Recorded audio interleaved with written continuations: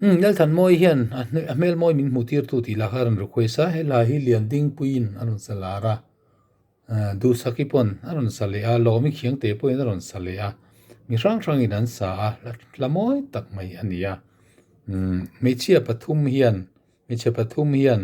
asana ki he in ang veka e flat vekin an sa a plus 3 in an sa a na phuatu pa la road fela hian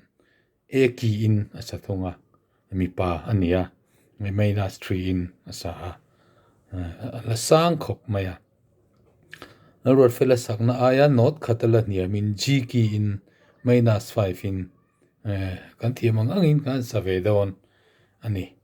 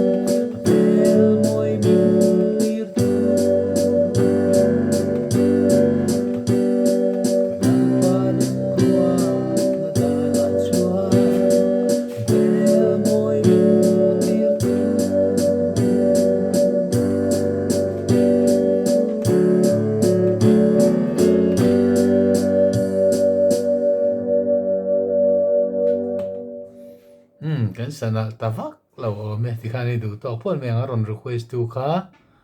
Lalthanmawii ani